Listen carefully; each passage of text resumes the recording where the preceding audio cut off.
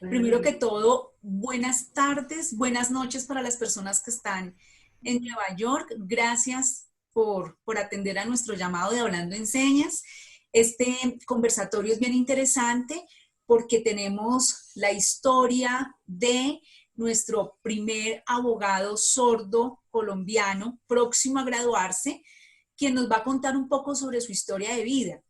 Y también tenemos al señor Mario Murillo, quien es vicedecano de una universidad en Nueva York, quien nos va a hablar un poco de la parte educativa y cómo ha afectado el COVID también en este ámbito educativo. Contamos con los familiares, tanto del señor Murillo como de Vladimir Claros, quienes también pueden participar. Por el lado de Vladimir Claros está su papá, su mamá, aprovechando que mañana es el Día de la Madre, también qué bueno poderla escuchar a ella desde su rol de madre y cómo ha sido tener a un hijo sordo que sale adelante, que es un ejemplo para la comunidad y que pues próximamente va a ser nuestro primer abogado sordo de Colombia. Entonces, bienvenidos. Quiero darle la palabra a Vladimir Claros. Hay bastantes personas sordas en este momento viéndonos. Entonces, pues, Vladimir, bienvenido. Y pues no, cuéntanos un poco de tu historia, por favor.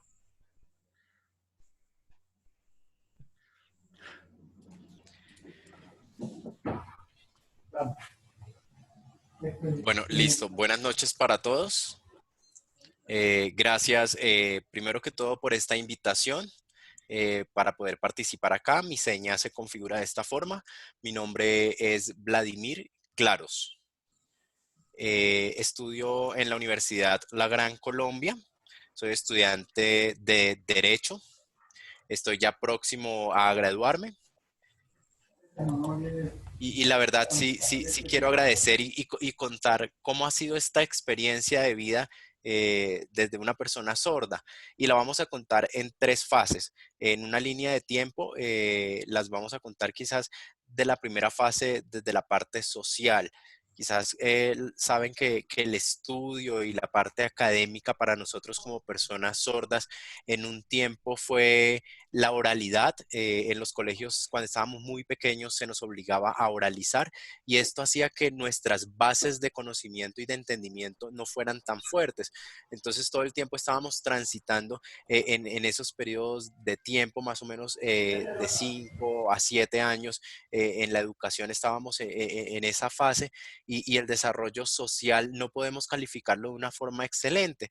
¿Por qué? Porque lo que hacían era que nosotros como personas sordas nos pudiéramos desenvolver era en cosas muy manuales, cosas como para la vida, para el trabajo, como fabricar, coser, hacer carpintería. Esa fue una etapa de la educación de las personas sordas y para lo que se pensaba que estábamos las personas sordas.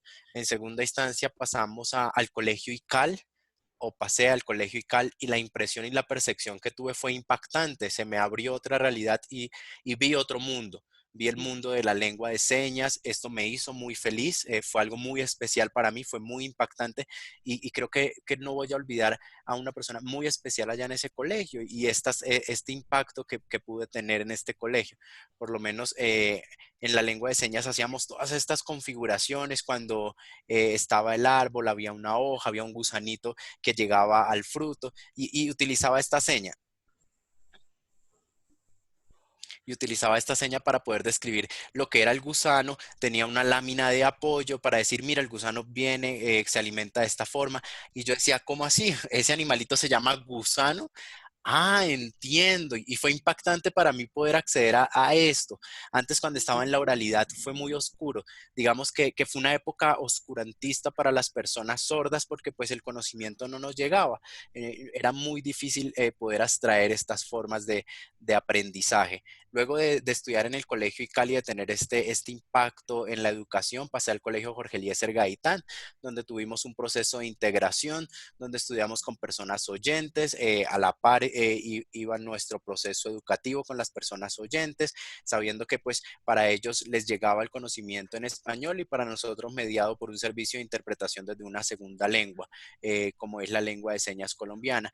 En este caso, pues cabe resaltar que cada país tiene su lengua, el inglés, el francés, y cada país tiene su propia lengua de señas colombiana, que es la lengua de la comunidad sorda.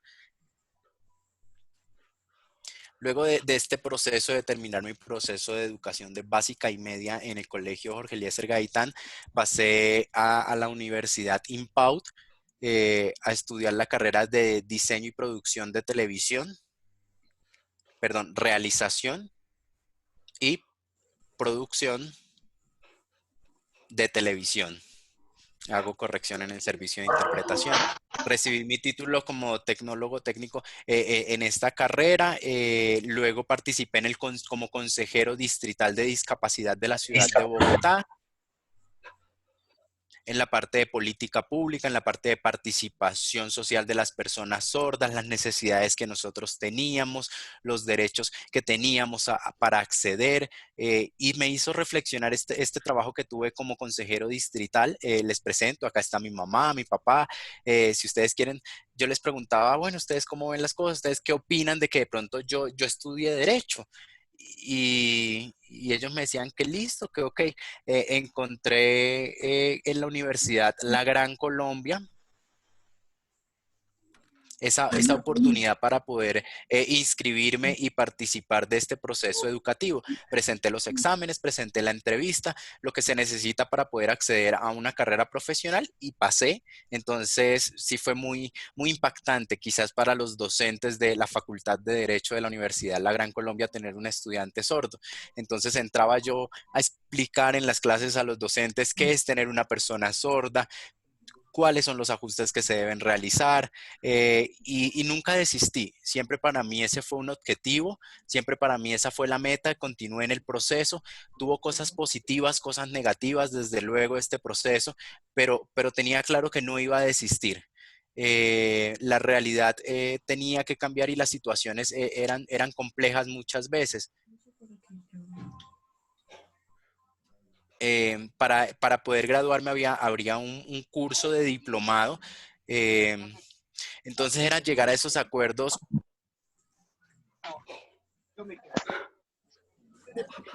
también en la estructuración de las señas y de todo este proceso de conciliación. Ellos me enviaban quizás muchas veces la información, yo les reenviaba, teniendo en cuenta que quizás tocaba leer mucho. Desde la carrera de Derecho, un abogado tiene que leer demasiado. Entonces, yo siempre tuve un intérprete que me estuvo apoyando. Yo le enviaba a él muchas partes de los escritos que no entendía.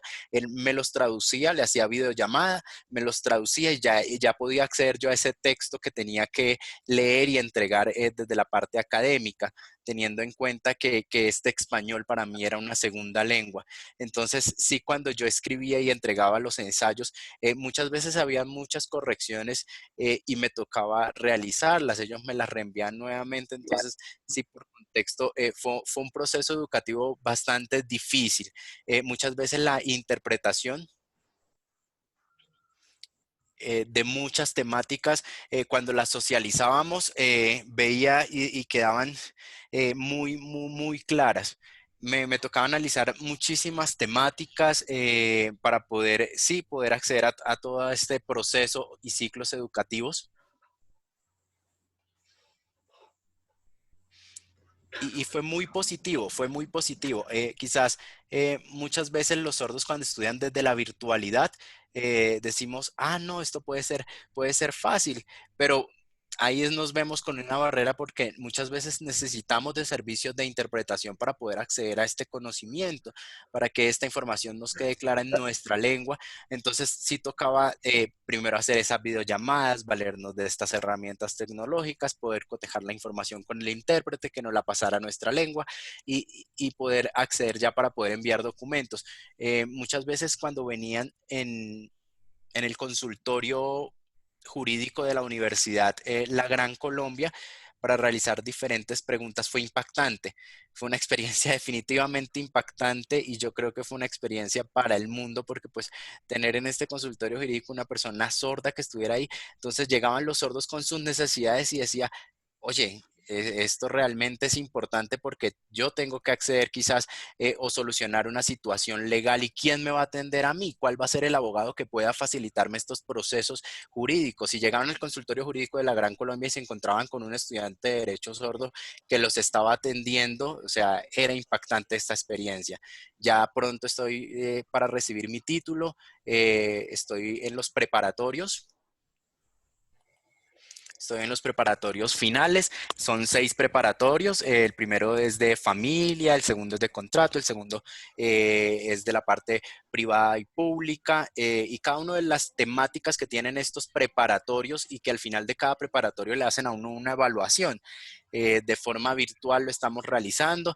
Esta semana ellos me envían el caso, me envían las situaciones a analizar.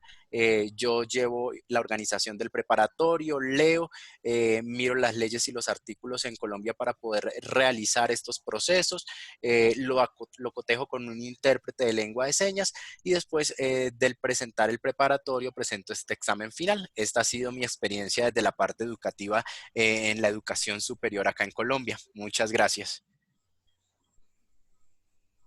Bueno, y ahora aprovecho para preguntarle a Mario, desde el punto de vista que eres vicedecano de una universidad allí en Nueva York, ¿se ha tenido alguna experiencia con personas con discapacidad auditiva? ¿Has tenido dentro de los alumnos alguna persona sorda? No sé allí cómo se maneja todo el tema de la inclusión educativa. Bueno, pues primero muchas gracias por la invitación. Yo creo que este es un espacio excelente para compartir experiencias y en realidad abrir los ojos en términos de este tema que es tan importante. 17. Y por mucha, no sé, hay mucho desconocimiento en términos de esto.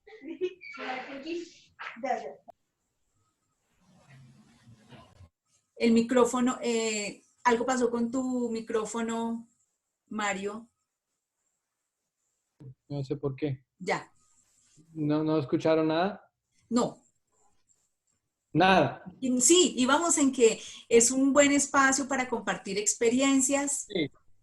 Y sobre todo para abrir los ojos, porque, por ejemplo, el simple término que usó Vladimir, intérprete de lengua de señas, ¿no? Para mí es impresionante, porque en realidad es cuestión de comunicación y poder comunicar como en un espacio más amplio. Entonces, yo te digo que en mi trabajo, mi trayectoria de trabajo como periodista, como comunicador, como profesor, docente universitario y ahora como vicedecano en la Facultad de Comunicación en la Universidad de Hofstra, yo siempre he pensado que mi labor principal es abrir espacios para los menos escuchados, ¿no?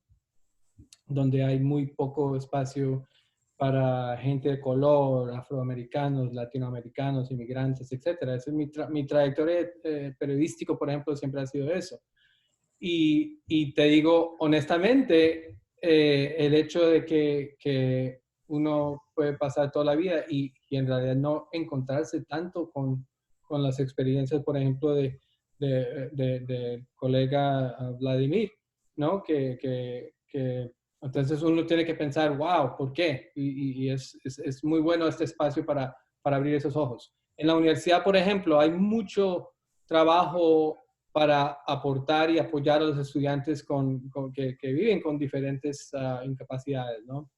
Puede ser términos físicos, también otra incapacidad o situación de muchos estudiantes, por ejemplo, hoy en día, tiene que ver más con salud mental, ¿no? Entonces eso no es aparente. Un estudiante puede entrar al salón de clase y se ve totalmente normal o totalmente como que nada, pero puede estar pasando por mucho adentro, ¿no? Y entonces hay servicios en la universidad para eso.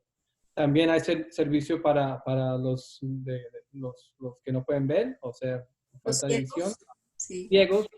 Y yo sé, yo estoy incómodo con el término ciego y sordo, porque, como ya lo saben, ciegos significa algo, es problemas de poder ver bien físicamente, pero no ser ciego, porque mucha gente que pueden ver son ciegos, ¿no? Físicamente pueden ver, pero son ciegos.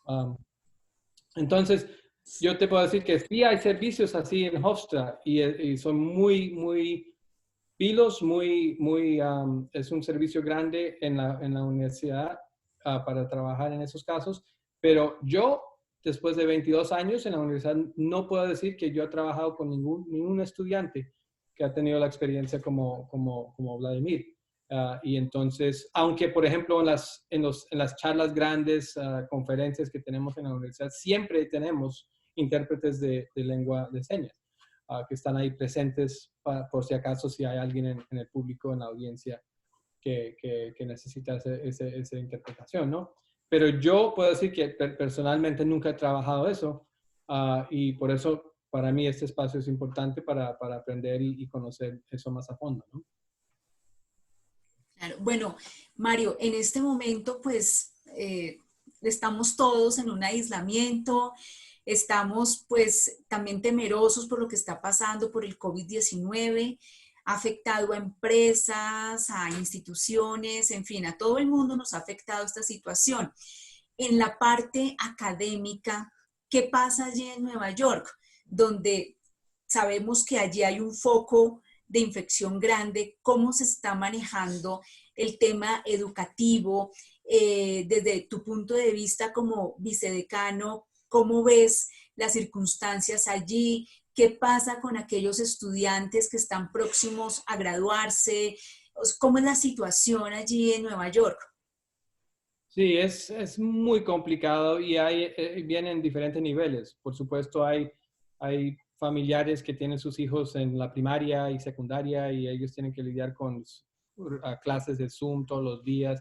Eso es un nivel y yo estaba hablando con una amiga antes de que menos mal que no me ha tocado eso yo tengo 2 hijos y ya son grandes, pero yo no puedo imaginar cómo puede ser eso, lidiar con jóvenes que tienen que estudiar, tienen que participar en clase y mientras tanto yo como padre seguir trabajando y haciendo mis cosas, ¿no? Entonces eso es una cosa y yo sé que también hay diferentes niveles porque hay gente que tienen recursos, tienen conexión de internet, tienen capacidad de poder hacerlo sin ningún problema y hay otras familias que no tienen recursos, sus apartamentos y sus espacios donde viven es mucho más reducido, a veces no pueden porque tienen que seguir trabajando, son trabajadores esenciales que tienen que seguir trabajando. Entonces hay diferentes niveles en cómo la pandemia ha afectado a la gente en términos de educación.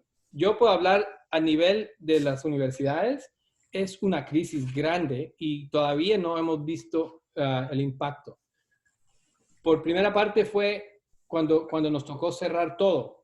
Eso fue a la mitad del semestre y nos tocó como cerrar todo y comenzar a dictar clases online, o sea, por Zoom y por Blackboard y otras herramientas que hay digitales.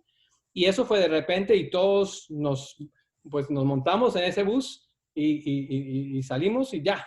Pero después de un ratico, todos nos dimos cuenta que no era normal.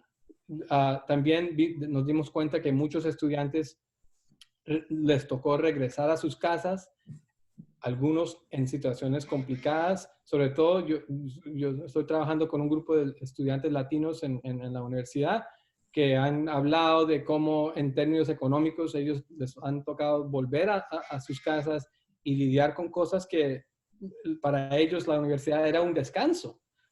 Poder estar en su dormitorio y estudiar y hacer clases y socializar con sus alumnos, sus amigos y todo, y estar en clases, es para mucha gente un descanso de cosas que tienen que vivir en sus casas, económicas, emocionales, etc.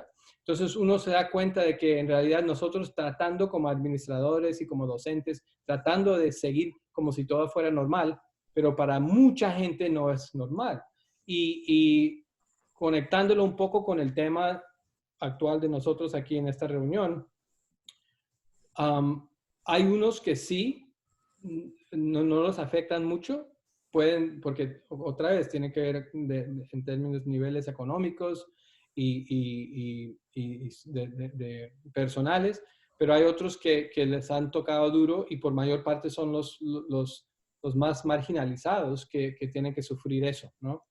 Y ahora estamos ya terminando el semestre y estamos dando cuenta de que el futuro de la universidad va a cambiar. En septiembre, cuando arranca otra vez el semestre del otoño, mucho menos estudiantes van a venir. Mucha gente no van a poder volver porque el desempleo, no sé si ustedes oyeron las noticias de ayer, que aquí en Estados Unidos ya hay más de 30 millones de personas sin trabajo, y eso es una cifra, yo creo que conservadora, porque en realidad hay mucho más. Hay gente que no cuentan en esas cifras, y entonces hay mucha gente por eso que no van a poder regresar a estudiar el año entrante, porque por muchas razones económicas, etcétera. Entonces estamos ahora en una crisis y no sabemos qué va a pasar. No hay duda que la educación aquí en Estados Unidos va a cambiar mucho en estos años por la pandemia, por la crisis económica y en realidad, uno se da cuenta de que el país ya estaba enfermo antes de que comenzó la pandemia, porque si uno no puede vivir, uno pierde su trabajo y no tiene ganancias, no tiene ahorros para sobrevivir ni una semana, 2 semanas, eso demuestra que la situación ya era muy precaria para mucha gente en este país antes de que llegó la pandemia de coronavirus. Sí, sí, sí, perfecto. Quiero ahora preguntarle a Vladimir cómo se ha visto afectado con sus clases, y pienso que la comunidad sorda es la más afectada, las personas sordas que están estudiando, porque cuando son clases virtuales, pues bueno, no sé cuáles serán los ajustes que estarán haciendo las entidades, pero se requiere al intérprete. Entonces yo sí quiero preguntarle a Vladimir cómo ha tenido que enfrentar sus clases virtuales, si ha tenido el apoyo del intérprete, si no lo ha tenido, cómo ha hecho, quién le ha apoyado en todo este proceso final ya próximo a graduarse, porque pues obvio las universidades todos están manejando el tema virtual. Entonces quiero que Vladimir nos cuente desde su punto de vista como persona que ya se va a graduar, estudiante sordo, qué ha pasado con la accesibilidad para el poder finalizar con todo lo que conlleva ya próximo a un grado.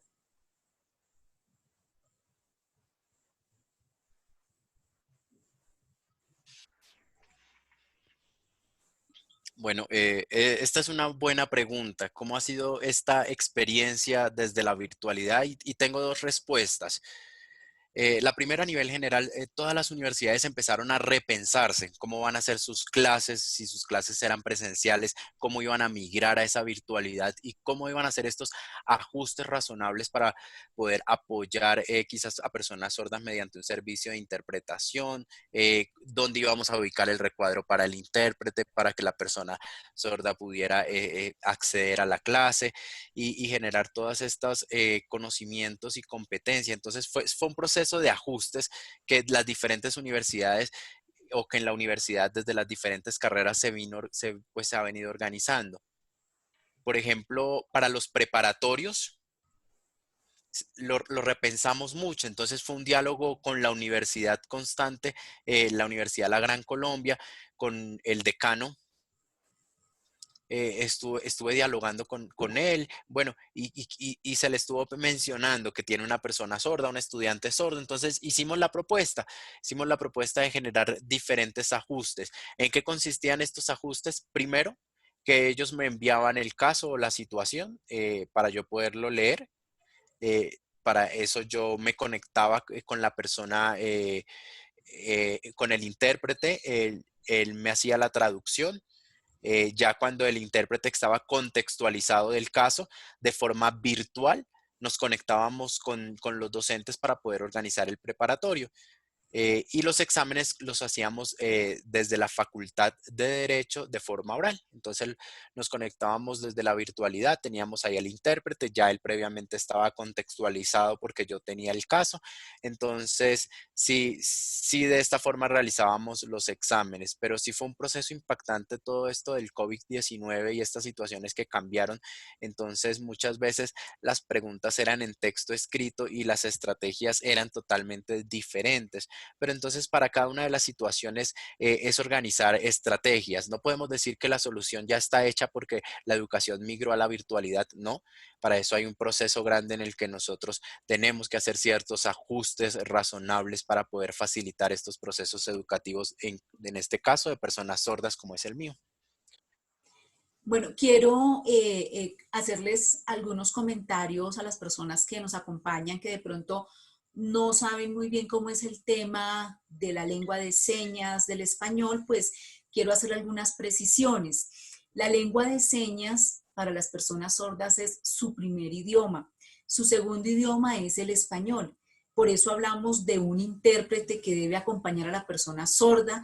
Por eso hablamos de ajustes razonables en la educación y pues en la mayoría de aspectos. Los ajustes razonables que son todo aquello que permita la accesibilidad a la persona sorda a la comunicación. Entonces, por ejemplo, si a Vladimir le envían un video por YouTube para que lo vea y después responda algo, pues si ese video no tiene lengua de señas, así esté subtitulado, no es accesible para él. La subtitulación o el closed caption es un sistema de accesibilidad, pero no es lo que realmente necesita la persona sorda, porque la persona sorda no comprende muy bien el español, tampoco lo escribe muy bien.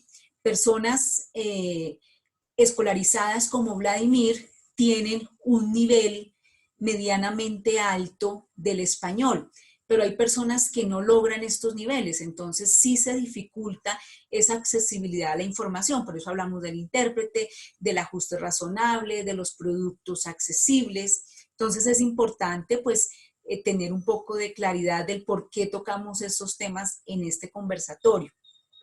Quiero preguntarle a Mario si en algún momento ha pensado producir algo. Usted es comunicador, tiene mucha experiencia en el ámbito educativo. De pronto en algún momento producir algo que sea accesible para la comunidad sorda, accesible para las personas con discapacidad, es decir, alguna temática, alguna clase, contando con que en este momento estamos trabajando desde casa y que de pronto podemos tener como toda esa reflexión de los diferentes temas, toda esta creatividad que nos puede llevar a realizar productos accesibles, a realizar ajustes razonables. No sé si de pronto Mario puede llegar a producir algo que pueda servir para la comunidad en general, hablando de accesibilidad.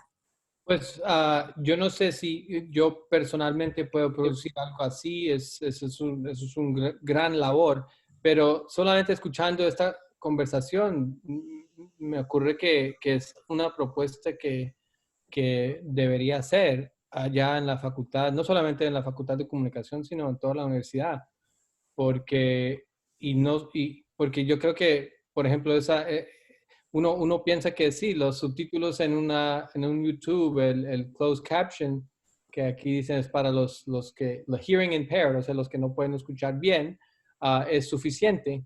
Y como ustedes lo acaban de plantear, obviamente que no es así. Y yo creo que solo ese conocimiento, solo esa información es muy importante para practicar y presentar a un público más general, sobre todo estudiantes y profesores, etcétera. Y entonces la idea como no sé, hasta crear un grupo de trabajo en la universidad que trabaja estos temas para ver cómo podemos hacer para pues tener más concretamente unos proyectos y unas cosas que se puede adelantar en este caso, ¿no? Me parece muy interesante. Y quizás en algunas partes de la universidad, es que la Universidad de Hofstra es muy grande y quizás en otras facultades de la universidad sí de pronto ya tienen eso, algo así para presentar a su comunidad, a sus estudiantes, etcétera. Pero sí me parece que algo muy valiente para hacer y explorar las posibilidades, cómo hacerlo y producir, puede ser videos, panfletos, etcétera, para desarrollar ese tema.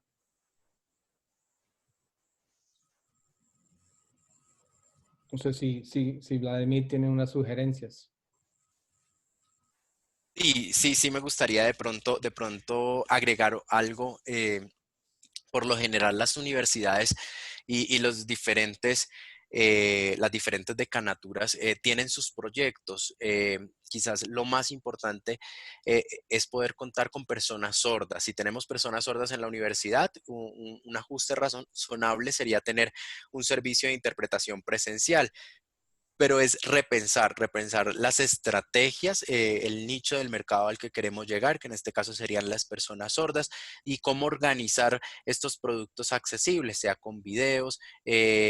Quizás podemos buscar una persona sorda que nos facilite hacer esta presentación de la universidad en lengua de señas, que haga esta producción audiovisual y poderla socializar y divulgar ya a la comunidad sorda en general. Sí, sí es muy importante poder realizar todo esto desde la parte de registro, también tener esos ajustes razonables, quizás esos videos en las oficinas de registro para que las personas sordas puedan hacer todo este proceso. De verdad, sí, sí, sí es muy importante porque muchas veces la información que se tiene en las universidades o los televisores, las pantallas que están allí, tienen información en una lengua oral y nosotros como personas sordas pues no percibimos este input auditivo y esta lengua oral no nos llega, pero si ya tenemos un video con un ajuste razonable, un intérprete de lengua de señas, una persona sorda señando la información, ya podemos acceder a esta información que seguramente va a tener expansiones en nuestra lengua para ser mucho más clara y entendible. Te puedo decir que yo como vicedecano en la Facultad de Comunicación, pues fundé un comité dentro de la universidad, de la Facultad de Comunicación. Se llama Comité de Diversidad e Inclusión, ¿no? Y en realidad en ese comité que tiene a docentes, administradores y también estudiantes de la Facultad de Comunicación.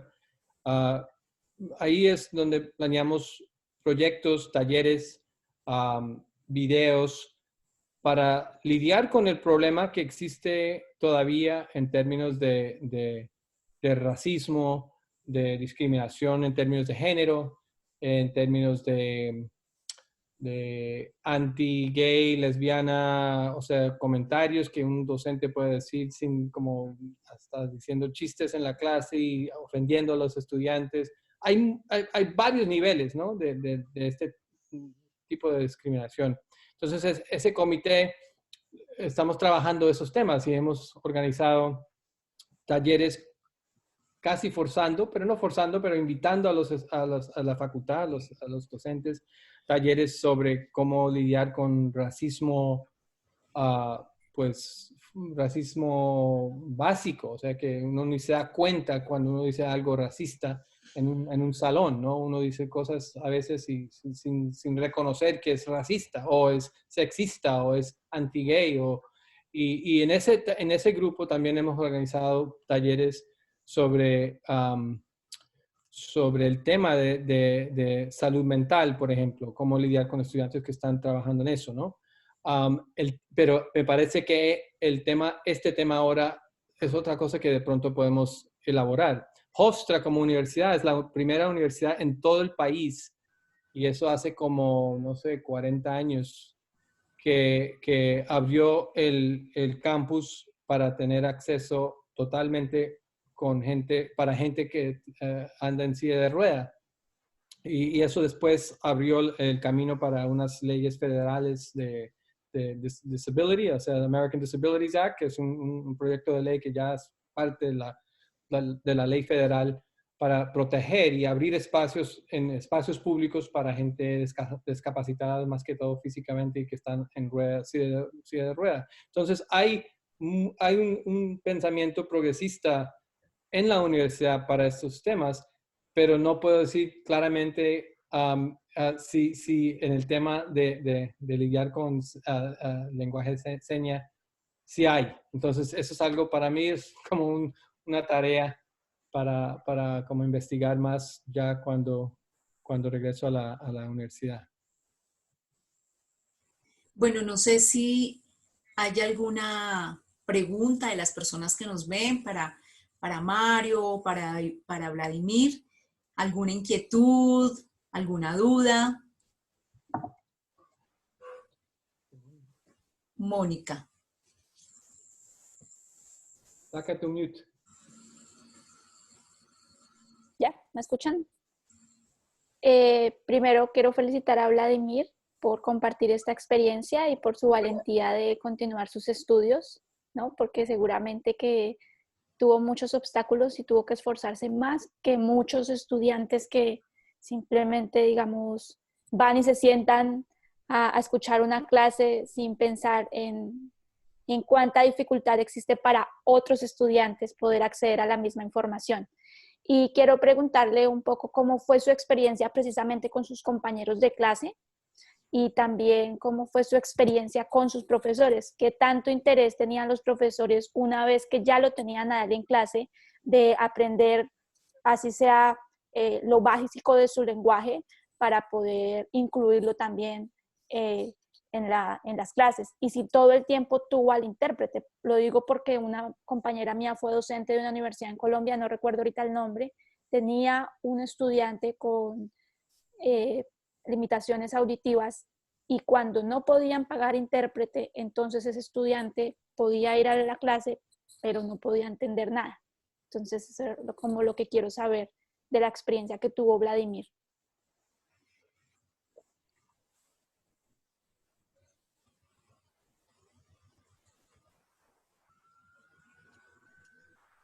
Bueno, muchas gracias por tu pregunta, Mónica.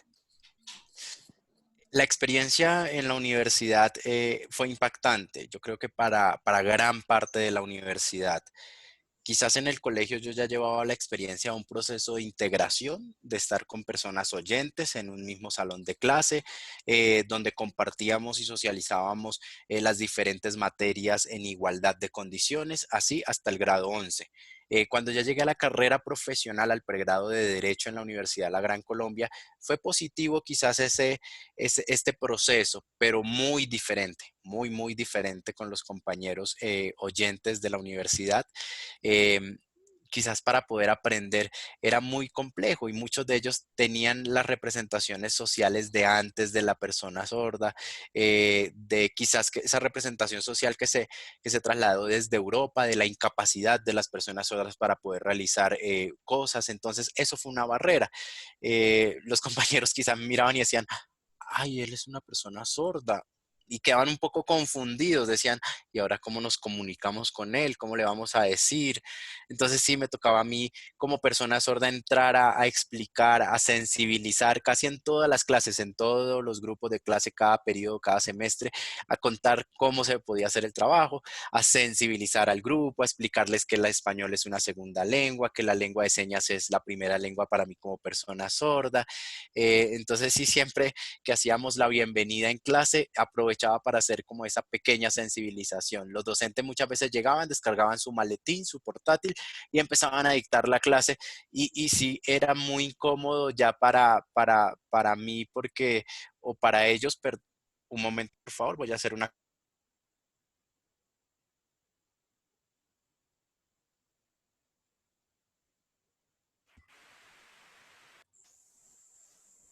¿Lo tienes?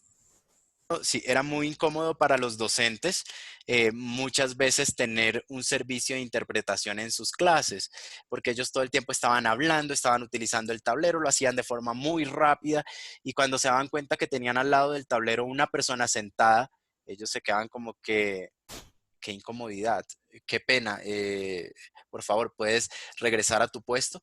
Y entonces ahí me tocaba levantar la mano y decirle a mí, qué pena, profe, lo que pasa es que yo soy un estudiante sordo, de esta facultad y él es mi servicio de interpretación.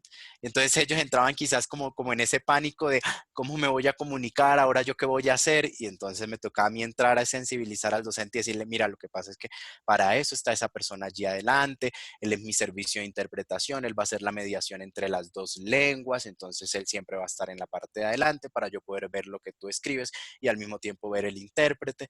Entonces sí fue un proceso de apoyo, quizás para los exámenes, cuando hacían las preguntas, de pronto el docente quedaba con la duda, ¿será que el intérprete le está soplando? ¿Será que le ayuda? ¿Será que le va a decir las respuestas?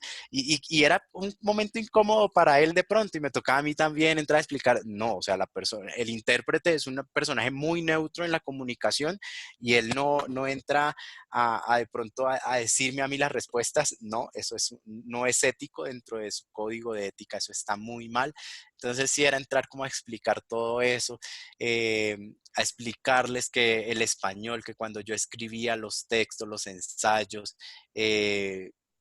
era desde una segunda lengua y quizás esa parte gramatical y como ustedes conocen, las facultades de Derecho y los abogados tenemos un idioma totalmente diferente y entonces aprenderme todos esos conceptos, todas esas palabras, entonces los profes se ponían molestos y me decían como que no, tienes que hacerlo, pero pues a mí eso sí me revolvía por dentro porque yo decía, hombre, tienen que también entender y tenía que poner mi postura de que esto, pese a que el español es una segunda lengua, este idioma de los abogados viene siendo una tercera lengua, es un poco complejo y tengo que empezar a hacer esas adaptaciones para poder entender todos estos procesos. Fueron muchas quizás barreras que se fueron mitigando, muchas veces las notas no fueron las más altas, los docentes decían, bueno, tienes que hacer refuerzo, tienes que pedir tutoría y hacíamos todos estos procesos para poder alcanzar este logro y esta meta.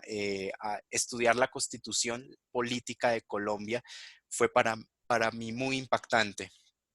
No conocía muchas cosas que decía la Constitución, cosas positivas en cuanto a las personas con discapacidad y fue entender y ver todos estos procesos cuando tuve la evaluación de esta materia. Sí agradezco muchísimo todo esto porque pues el docente muchas veces hacía quizás o no entendía un poco la información y me decía, bueno, puedes explicarlo nuevamente y yo lo tenía ahí siempre presente mirándome y yo le generaba las respuestas y él me decía, oye, está muy bien, y las notas fueron muy buenas para esta materia, alcancé los logros y pude pasarlas, pero sí fueron situaciones específicamente complejas a veces.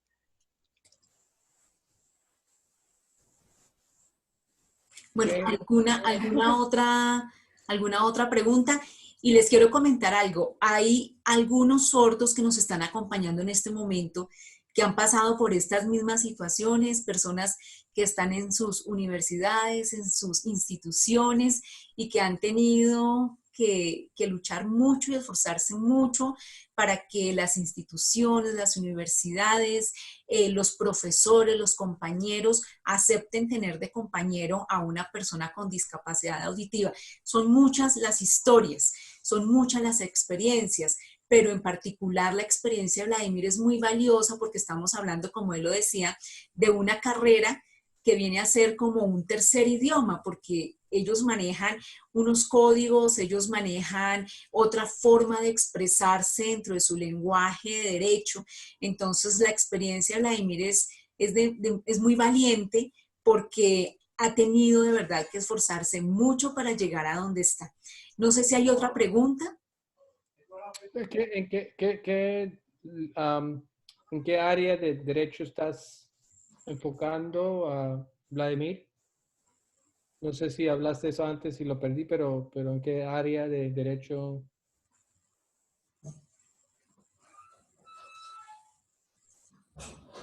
Ok, bueno, el enfoque en, en la Facultad de Derecho tenemos el enfoque constitucional o el enfoque sobre derechos humanos. Alguno de esos dos enfoques puedo yo ajustarme desde la Universidad La Gran Colombia y trabajaría yo más sobre el enfoque de derechos humanos. de esos ajustes razonables que se tienen que hacer para permitir accesibilidad a las personas sordas, de todos esos derechos que existen para estas comunidades minoritarias, estos códigos, todas estas leyes y normatividad que hay para poder proteger y amparar los derechos de estas personas, y que existe muchísima confusión.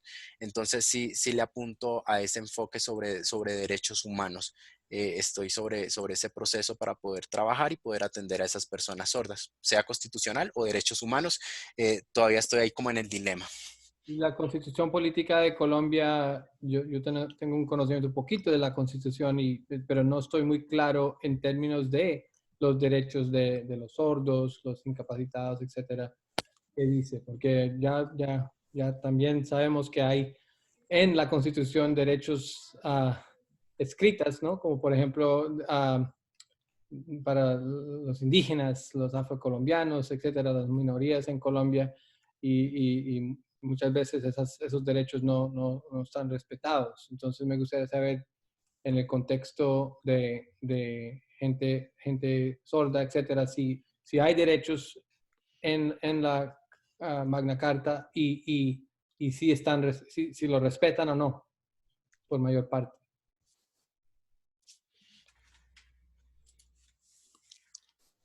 Sí, la Constitución Política de Colombia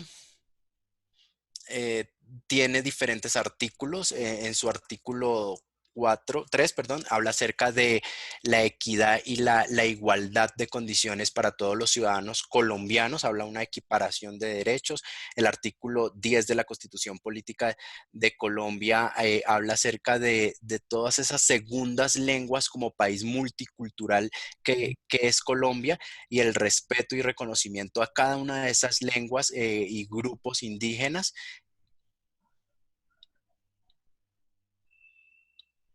que es fundamental como objetivo de vida para la educación, para la salud, para el trabajo de todas esas personas en los cuales en estas minorías entramos nosotros las personas sordas también. Entonces la Constitución sí tiene diferentes artículos que se han venido aplicando y ejecutando en el país.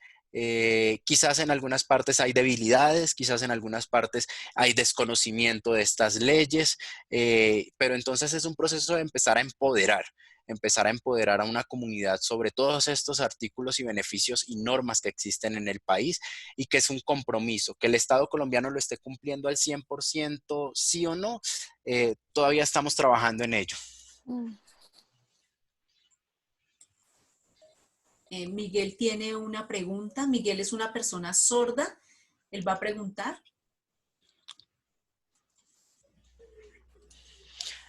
Sí, buenas noches para todos los que están conectados el día de hoy. En realidad tengo dos preguntas.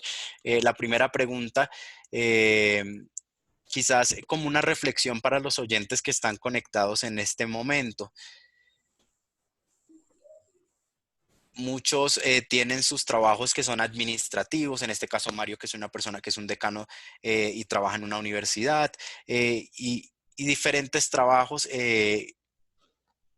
desde las diferentes facultades. Un momento, por favor. Y se accede de forma categórica a cada uno de los procesos de educación, a cada una de las materias, estos procesos de formación cuando entramos a registrarnos a una universidad, las diferentes metodologías, los diferentes ajustes que se tienen. Y año tras año se ha venido trabajando en esto. Ahora, con esta situación que es una coyuntura a nivel mundial, el COVID-19, se ha venido a desarrollar diferentes habilidades y diferentes procesos de ajustes para las personas. En este caso, para nosotros como personas sordas, también se empieza a realizar esos diferentes ajustes, y así como para los diferentes sectores hay protocolos para poder empezar y hacer reapertura de sus sectores. Sí me gustaría de pronto saber si desde las facultades de ustedes o de Mario en la universidad se ha venido realizando diferentes protocolos para poder dar reapertura a la parte académica, y si se tienen personas con discapacidad, ¿cómo son estos protocolos? ¿Sí, Eli, o vas a agregar algo? Primero. ¿La de mí primero?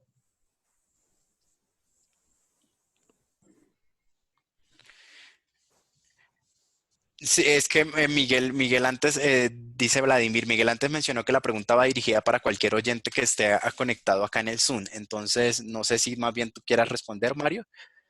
Bueno, sí, concretamente, en realidad te puedo decir que estamos apenas pensando muchas cosas, porque como planteé antes, la situación es totalmente, es un cambio radical en términos de tantas cosas en la universidad. Y estamos hablando, por ejemplo, si, todavía no sabemos si, por ejemplo, en septiembre vamos a comenzar físicamente en el campus o si vamos a seguir con lo que estamos haciendo ahora, es todo por Zoom, online sin poder conectarnos físicamente, ¿no? Eso es una cosa. Y si abrimos físicamente la universidad, y estoy hablando no solamente del caso de Hofstra University, donde yo enseño y donde yo soy vicedecano, sino en todas las universidades de Nueva York, ahora públicas y también universidades privadas como Hofstra es universidad privada. Um, Están planteando y buscando la solución. Por ejemplo, si abrimos en septiembre, um, probablemente no vamos a poder tener clases como normales, ¿no? Porque si tenemos un salón más o menos el tamaño de mi sala y hay supuestamente en un semestre normal 25 estudiantes, quizás 30 estudiantes en un salón más o menos de ese tamaño, que no es tan grande, no se puede hacer si vamos a seguir las normas de social distancing, como dicen, distancia social, ¿no? No vamos a poder tener eso. Entonces estamos hablando de dividir las clases. Si nos reunimos 2 veces a la semana, el lunes la mitad de la clase llega al salón y la otra mitad por Zoom, y el siguiente día, el miércoles, quizás al contrario, los otros que no llegaron el lunes tienen que hacer por Zoom. Eso es solo un ejemplo. La otra cosa más crítica ahora que todavía no tenemos, y yo te puedo decir que yo estoy leyendo mucho, no solamente de Hofstra, pero otras universidades, cómo lidiar con limpiar los salones. Yo trabajo en medios, mi facultad de comunicación es televisión, video, radio. Imagínate, nosotros haciendo radio, eso es el micrófono, y 15 estudiantes hablando en un micrófono. Imagínate, con microbios volando por todas partes. Y ellos cambian y luego llega otra clase. ¿Cómo van a hacer con eso? Nos va a tocar que cada estudiante con su propio micrófono, que obvio es imposible. Entonces, esas cosas no hemos tocado. Y cómo lidiar con estudiantes con discapacidad también.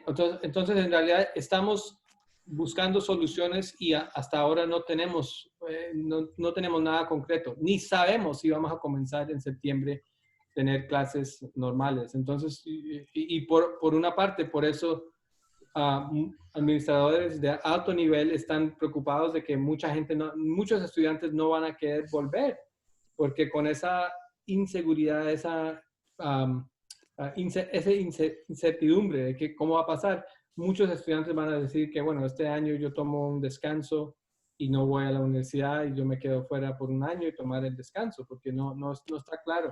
Muchos de mis estudiantes ya me han planteado que, profe, Mario, si el año entrante comenzamos con clases en línea, yo no voy.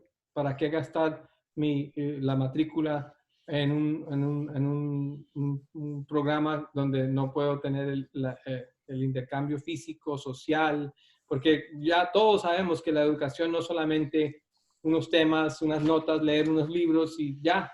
La educación es un intercambio intelectual, un intercambio social, y hay varios niveles de ese intercambio. Y entonces muchos estudiantes ya no quieren volver a una situación donde estamos otra vez aislados físicamente y conectados digitalmente. O sea, yo no tengo, en realidad no tenemos, hay muchas cosas que no están claras ahora todavía. Y me imagino que en Colombia también es así, ¿no?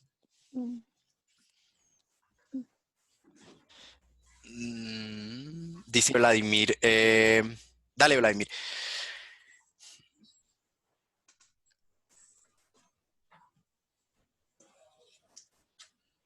Bueno, nosotros tenemos experiencia de diferentes personas sordas que también son comunicadores sociales, y ellos nos dicen, sí, esa experiencia de pronto hacer radio, el micrófono lo van a llenar de pronto de bacterias porque todo lo van a utilizar.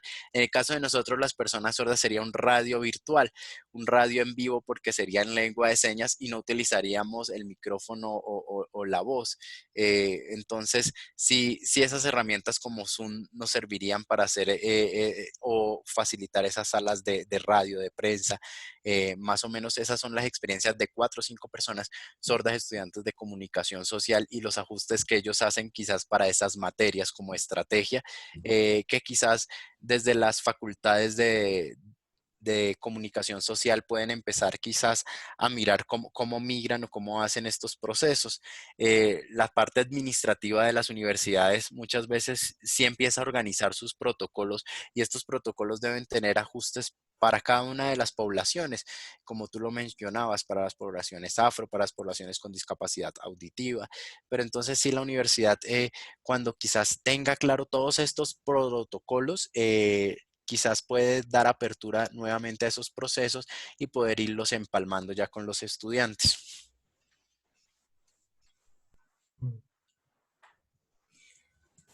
Bueno, Gracias. Yo quisiera preguntarle algo a Vladimir.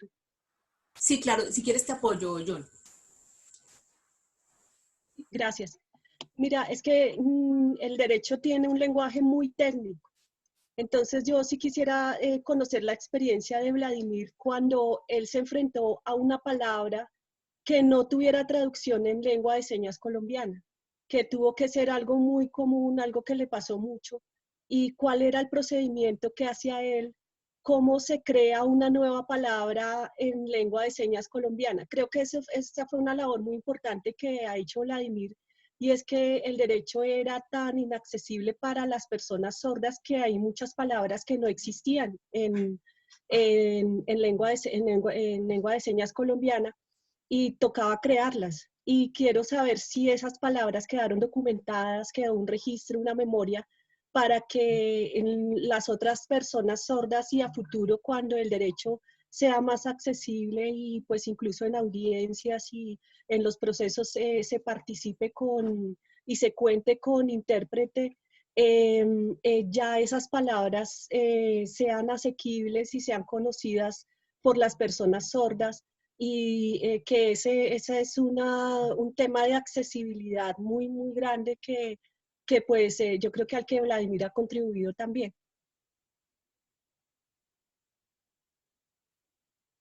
Gracias.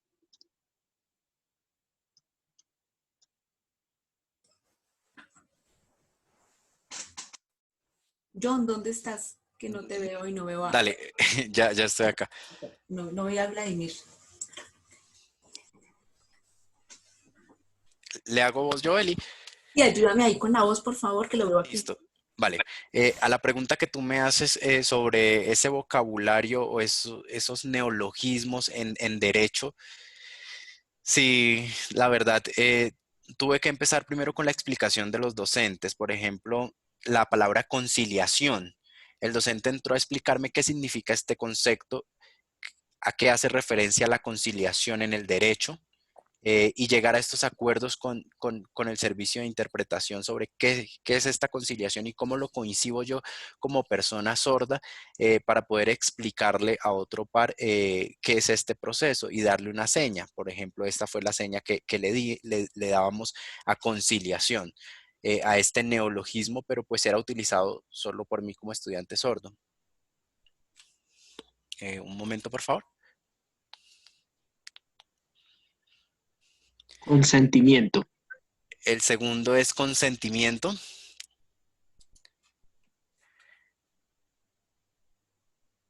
Y esta era la que nosotros utilizábamos.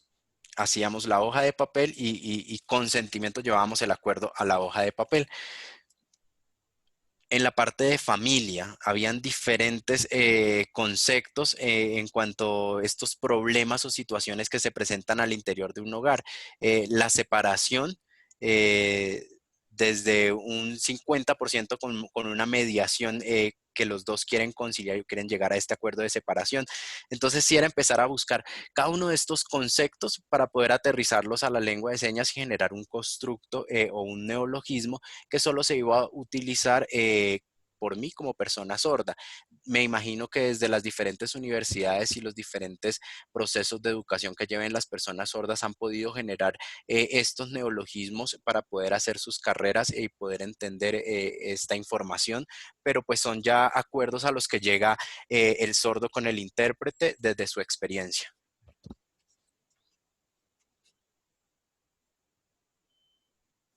Vale, con mucho gusto. Baldomero, Tengo una pregunta para Vladimir. sí. ¿Te ayudó John? Quisiera Dale. saber cómo funciona el servicio de interpretación. Por ejemplo, en su caso, usted estuvo en el colegio, estuvo en la universidad. ¿Quién le brindó este servicio?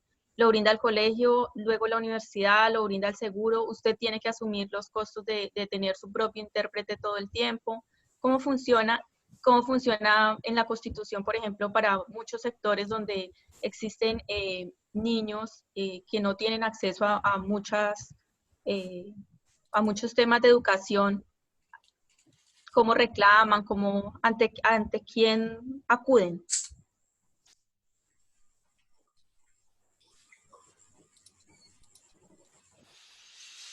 Bueno, sí, primero tendría que responderte que no es un proceso fácil. Por lo general acá en Colombia, la ley 982 del 2005 habla acerca de que las universidades públicas deben tener o contar con servicio de interpretación, en este caso la Universidad Nacional, la Universidad Distrital de Colombia, y cuentan con este servicio de interpretación. Pero las universidades privadas cuentan con una autonomía universitaria y entonces no están incluidas dentro de esta ley. Dentro de esas universidades privadas tenemos a la EXI, a la Iberoamericana, que sí cuentan con estos servicios.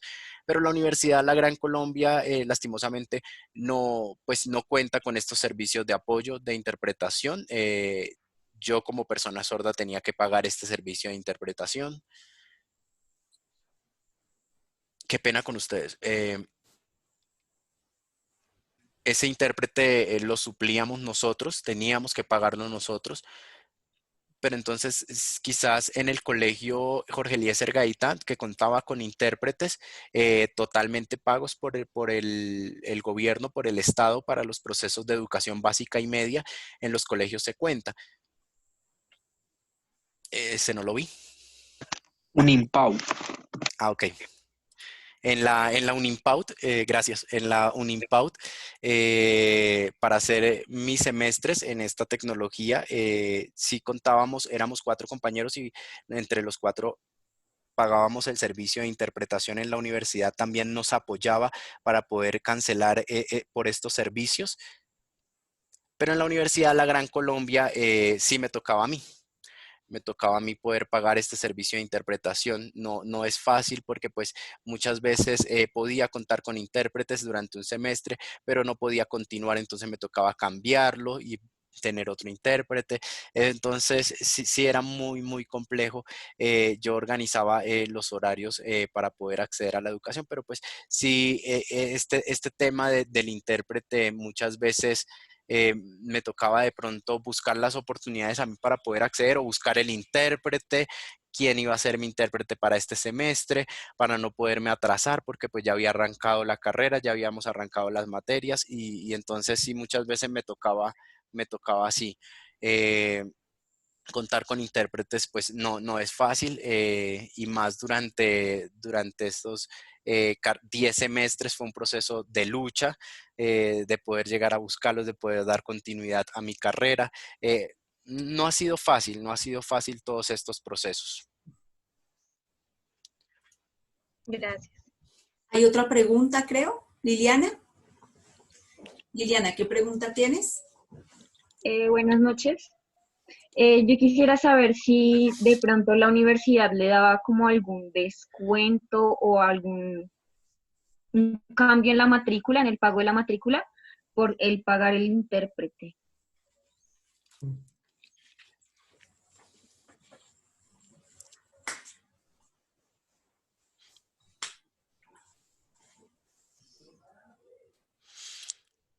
Bueno, quizá muchas universidades lo manejan de diferentes formas. Te voy a explicar. La EXI, con un mínimo de 10 estudiantes sordos, la universidad les coloca un intérprete. Otras universidades como la Iberoamericana, sea que haya 1, 2, 3, 4 estudiantes sordos, no importa, tienen servicio de interpretación, cuentan con su intérprete en las clases.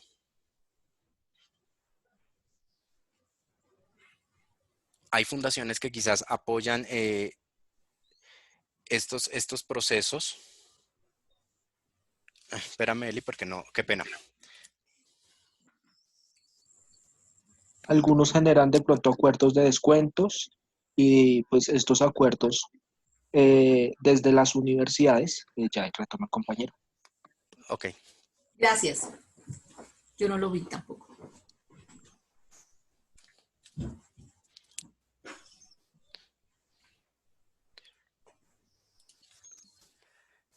Listo, entonces las diferentes universidades como la EXI, como la Ibero, entonces sí generan cada uno de estos acuerdos con la persona sorda, porque es muy difícil, no es algo fácil poder conseguir un intérprete.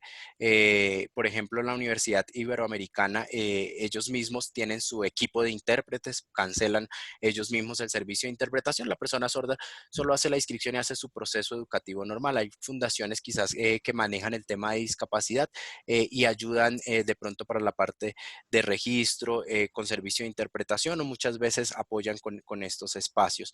Pero pues sí es muy complejo, es muy difícil. En mi caso, en la experiencia que tuve con la Universidad La Gran Colombia y todo este proceso educativo, cada uno de los semestres tuvo que pagar el servicio de interpretación.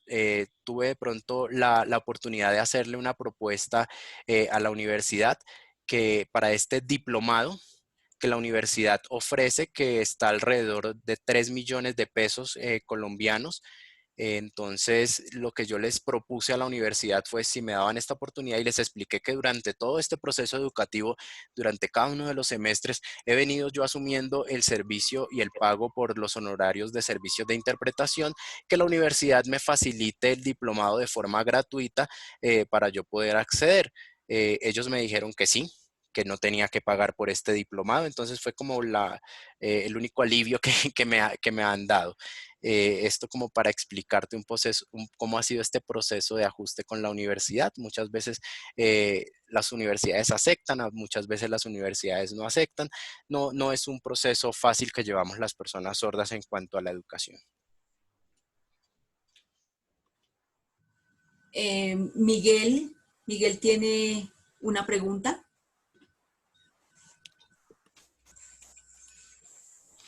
Bien, sí me gustaría de pronto agregar un poco a lo que mencionaba Vladimir, y para dar un poquito más de contexto a la persona oyente que nos está escuchando. Vladimir mencionaba que muchas veces cuando se tienen grupos de personas sordas, las universidades pagan el servicio de interpretación, pero cuando un sordo quiere estudiar, ejemplo, fotografía, y quizás soy el único sordo de esta carrera de fotografía porque los demás compañeros sordos quieren estudiar otra carrera. Las universidades o la ley quizás mencionaba que debe ser un mínimo de 10 personas sordas.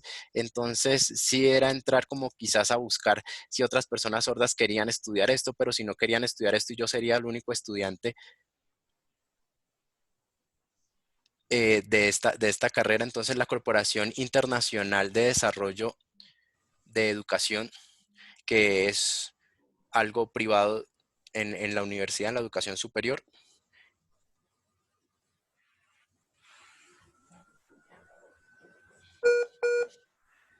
Junto con el apoyo de Canapro han tenido Sí, se ha dado soporte a estudiantes sordos. En Alianza se han dado porcentajes de descuento para el acceso a la educación de los sordos y pues este proceso ha sido interesante y gracias a Liliana. Gracias por la pregunta. gracias. Y una pregunta, bueno, dos básicas, y perdón mi ignorancia. ¿Hay cifras en términos de la población en Colombia? ¿Cuántos son que se identifican como sordos y necesitan la interpretación de señas? Y segundo, algo que me ocurre que yo hace poquito leí en el New York Times un artículo sobre eso, sobre la salud pública.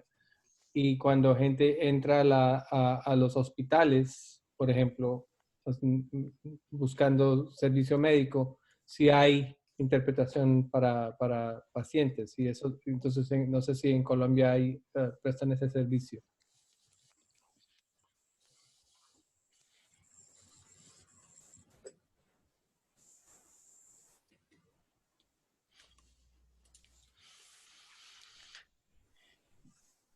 Dice Vladimir, bueno, a la pregunta que realizas, acá en Colombia, en la parte de la salud, en la parte de los hospitales, no contamos con servicios presenciales de interpretación.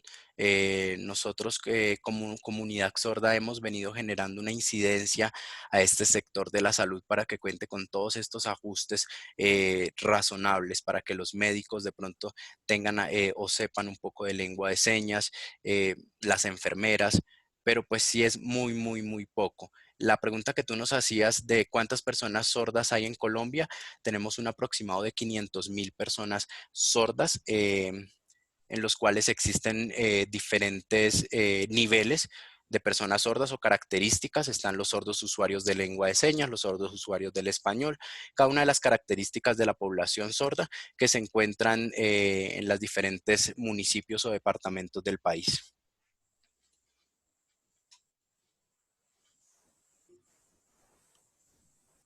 Sí, Vladimir, gracias. Tenemos una pregunta. Sí, hay una pregunta. Sí, por favor. ¿Yo? No, veo a un señor, Ok, sí. dice Sandra Patricia Rodríguez. ¿Es un señor, por favor? Pues Samuel David. Yo veo a Samuel David con la mano. Ah, Rolando. Sí. No veo bien la pantalla, qué pena, qué pena. Rolando, una persona sorda.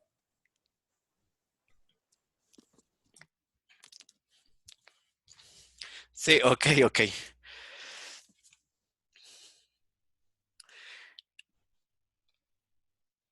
En cuanto al sector salud, a nivel nacional en toda Colombia están diferentes problemáticas. ¿Por qué? Y estoy de acuerdo con lo que decía Vladimir. Muchas veces las personas del sector salud no conocen de todos estos procesos, no conocen de la comunidad sorda, los médicos, y quizás tenemos un problema en la comunicación muy complejo con ellos y un problema grande. No es algo fácil. Y se ha hecho diferentes preguntas, se ha hecho un barrido, se ha hecho diferentes investigaciones, pero pues sí, cuando ellos mandan las fórmulas médicas, la letra no es legible, es muy complejo poder acceder a esta letra en español y somos víctimas de todos estos procesos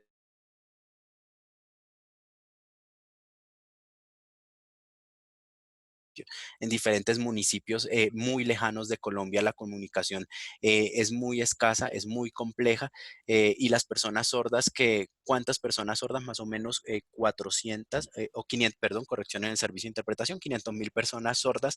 ¿Y cuántos intérpretes tenemos? Tenemos un aproximado de 700 intérpretes para una población de 500.000 personas sordas. Entonces, si ya nos vamos a mirar las cifras y los números de forma cuantitativa, no dan abasto el número de intérpretes que tenemos para atender a la magnitud de la población sorda. Dice Vladimir, qué pena, Eli, me gustaría de pronto agregar un poco más en cuanto a las cifras. En Colombia, a nivel nacional, contamos con 554.169 personas sordas en el país. Creo que no. Qué pena. Voy a cotejar la información con Vladimir. Dice 60, 560.029. 29 personas sordas. No, 560.029 personas en Colombia, personas sordas.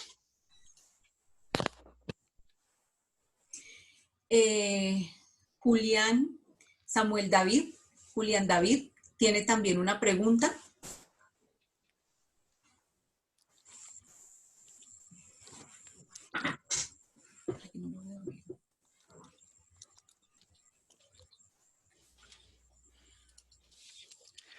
Bueno, un saludo para todos.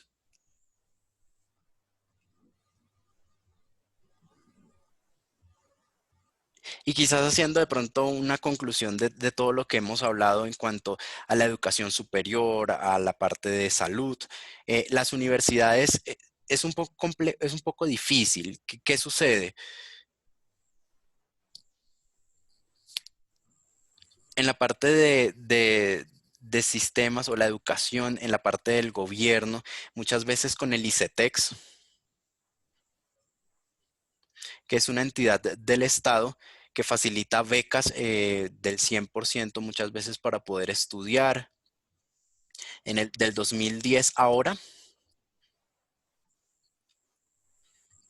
se han venido otorgando estos procesos en los cuales uno se registra para poder obtener una beca y poder hacer su proceso educativo. Pero pues cuando vamos a la universidad mostramos estos que nos dan en el ICETEX para poder estudiar, para poder acceder a la educación. Mostramos estos documentos que allá se nos muestran, nos dicen, bueno, no contamos con servicio de interpretación, listo, nosotros lo colocamos, buscamos el servicio, muchas veces nuestros padres nos acompañan, en este caso nuestra mamá, para poder hacer este servicio de interpretación. Pero pues sí existe el desconocimiento por parte de la universidad. Muchas veces no han tenido la experiencia de tener en inclusión a personas sordas. Y nos toca a nosotros como que qué pena levantar la mano, explicar, mira, tenemos un intérprete acá, hay un intérprete, soy una persona sorda.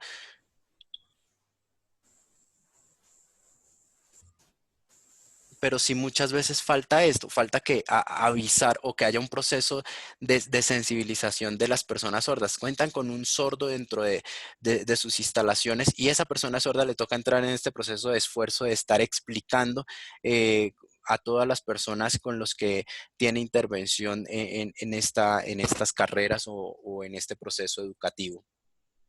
Entonces sí, siempre estamos como levantando las manos, diciendo, mira, lo que pasa es que explicándole al docente y el docente dice, bueno, no sé si de pronto necesite ayuda en cuanto a la escritura, no sé si de pronto para entender alguna de las palabras, para ver alguno de los conceptos, lo hacemos de forma escrita, quizás con el oyente, docente, y él nos dice, ah, bueno, listo, sí, está bien. Pero pues en las universidades es muy difícil todo este proceso educativo. Quizás falta generar un poco más de proyectos, entrar a ese proceso de diseño de proyectos que nos sirvan como procesos o modelos de inclusión.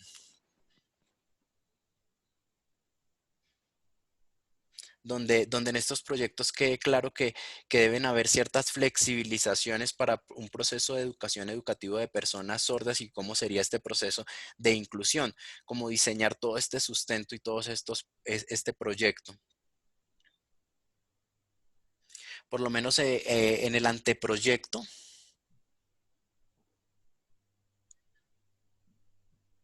que la universidad exige muchas veces cuando se tiene que redactar estos anteproyectos, sí falta muchas veces de pronto saber un poco más de inclusión a profundidad, conocer un poco más de la comunidad sorda, de las personas con discapacidad y que queden claros y que queden escritos en todos estos proyectos, toda su parte de proceso histórico, por ejemplo, las cifras que nos contaba Vladimir, y que queden claras ahí, que queden sustentadas de forma escrita y que nos sirva sirva para nosotros como personas sordas poder apoyarnos para que esta educación sea de forma gratuita para las personas sordas. Entonces sí es como llegar a tener esa mediación y poder dar soluciones, quizás con el servicio de interpretación, pero ir enriqueciendo estos documentos. ¿Para qué? Para que las personas en el sector de la educación sean conscientes de todo esto. En la parte o en el sector de la salud, es muy complejo. En el Banco de Bogotá, por ejemplo, dicen que ellos tienen inclusión financiera al poder contar con el centro de relevo para poder atender a personas sordas y que es un apoyo que sirve. Y claro que sí sirve, pero pues el tiempo de centro de relevo es limitado. Muchas veces la llamada con un asistente del centro de relevo la tenemos limitada a 20 minutos y entonces solo tenemos una comunicación de 20 minutos. Es muy complejo cuando nuestro proceso que vamos a realizar es mucho más largo de este tiempo. Lo mismo en el sector salud, una atención solo de 20 minutos en centro de relevo, pero pues que quizás cuando tenemos más preguntas o nos toca trasladarnos con todos los documentos para poder hacer un proceso en el sector salud es muy complejo.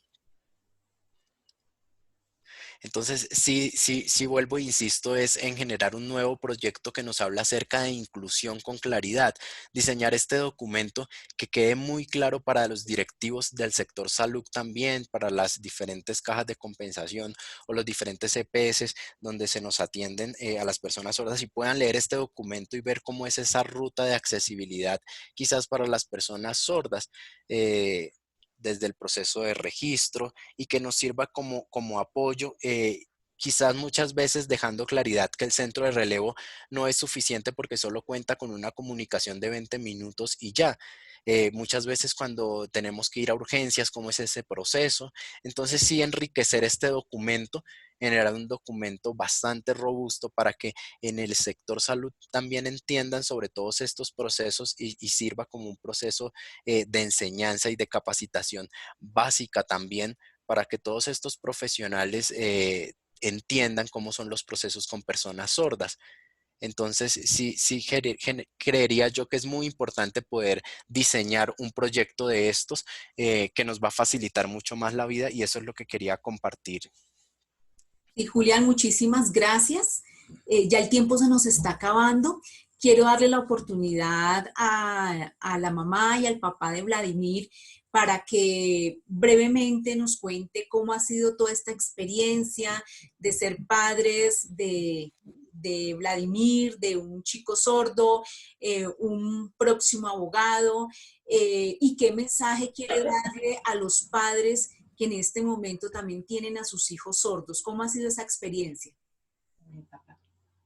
Buenas noches. Don, si quieres te apoyo. Es un placer poder comunicarnos con ustedes de un sordo, de una persona sorda en Colombia. Es una experiencia que implica muchísima constancia, muchísima lucha. Hay un hecho real. En la Constitución del 91 se establecieron derechos, pero hay muchos derechos que no se aplican. Existe incluso en la legislación de sordos, o hablemos de la legislación de discapacidad en Colombia, una serie de normas que no se aplican, que aparecen muy bonitas en las leyes y en los decretos, pero que no tienen niveles de aplicabilidad. Yo hago una invitación a revisar las normas y a buscar mecanismos para que a través de mecanismos legales se busque, por ejemplo, que en la salud haya intérpretes, que en los distintos servicios del Estado incluso haya también ese servicio. La verdad es que hemos avanzado mucho, pero teniendo como fundamento la constancia, el trabajo permanente cuyo ejemplo es Vladimir. Pero aún el camino es largo, hay mucho por hacer. La comunidad sorda de Colombia y los intérpretes que apoyan estos procesos, incluyendo el Instituto Nacional para Sordos, tienen una tarea larga. Hay un hecho, por ejemplo, importante. En Colombia no hay unidad en cuanto a la lengua de señas. Pareciese que en las regiones hay cambios dialectales y esos cambios dialectales están implicando que tenemos que unificar señas y tenemos que avanzar para que las señas se unifiquen a nivel mundial, porque eso se puede lograr a través de mucho trabajo en congresos internacionales, a través de la UNESCO y del Ministerio de Educación Nacional. Bueno, el tema es largo. Muchas gracias por la oportunidad. Gracias a las personas que han intervenido. Felicito al vicedecano de la Universidad de Nueva York. Es muy importante que en estas instituciones se preocupen por las personas sordas. Hay mucho por hacer y aún el camino es largo. Gracias. Bueno, es que una mamá, una madre hablar de su hijo, mejor dicho, hay muchas cosas por decir, pero realmente creo que la comunidad sorda, los chicos sordos que nosotros, pues a raíz de nuestro hijo sordo, hemos podido relacionarnos con muchos sordos aquí en Bogotá, en todo el transcurso de su educación, y realmente nos parecen unas personas muy nobles, muy sensibles, y algo realmente muy importante es que ellos aceptan su discapacidad con tanto cariño, con tanto entusiasmo, con ese deseo de salir adelante, de lo cual lo deja a uno pues extasiado de ver que todos quieren prepararse, que todos quieren hacer una carrera ahorita. Pues realmente cuando Vladimir empezó a hacer una carrera fue muy difícil, porque no había posibilidad de que en ninguna universidad, ninguna institución recibiera a un chico sordo. Pero ahorita ya afortunadamente se está abriendo ese campo. ¿Y quiénes han abierto el campo? Los mismos sordos que ya incursionan en distintas carreras, ya quieren salir adelante en todo. Realmente yo diría de Vladimir, le admiro su constancia, porque la verdad en ningún momento él dijo no sigo, estoy cansado, siempre era con ese, o siempre es con ese deseo de salir adelante. Y así es en todo. Entonces, él nos da ejemplo incluso a nivel familiar del entusiasmo que siempre demuestra para todas las actividades que realiza. Entonces, para mí realmente es una felicitación para todos los sordos, porque realmente son muy preocupados por figurar, por estar siempre de primeras en todo. Entonces, una felicitación para ellos. Gracias.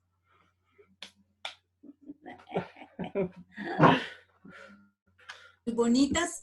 Aprovechamos también este encuentro para felicitar a todas las mamitas sordas, oyentes, mamás de hijos sordos, mamás de hijos oyentes. Felicitaciones porque mañana celebramos nuestro día.